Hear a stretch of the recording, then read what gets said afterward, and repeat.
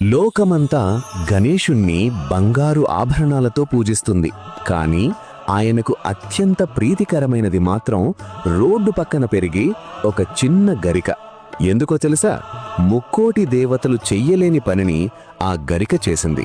పూర్వం అనలాసురుడు అనే అగ్నిస్వరూప రాక్షసుడు లోకాలను భయపెట్టాడు.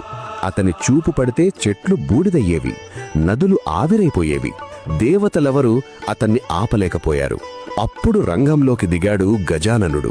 యుద్ధం చెయ్యకుండా అనలాసురుణ్ణి నేరుగా తన ఉదరంలోకి మింగేశాడు. రాక్షసుడు నశించాడు. కాని గణపతికి భయంకరమైన తాపం మొదలైంది. దేవతలు చంద్రుని శాంతశక్తిని ప్రసాదించటానికి ప్రయత్నించారు. చల్లని జలాలతో అభిషేకాలు చేశారు. కాని ఆ అగ్ని తగ్గలేదు. అప్పుడు మహర్షులు భక్తితో 21 గరికపోచలను సమర్పించారు. అదే దూర్వాగ్రాస్. ఆశ్చర్యం! గరిక తాకగానే గణనాథుడి తాపం క్షణాల్లో శాంతించింది. అప్పటినుంచే గరిక గణపతికి అత్యంత ప్రీతికరమైనదిగా మారింది. అందుకే ఈ రోజుకి గణేష్ చతుర్థి రోజున భక్తులు గణపతికి 21 గరికపోచలను సమర్పిస్తారు. కాబట్టి గుర్తుంచుకోండి, భగవంతుడికి కావాల్సింది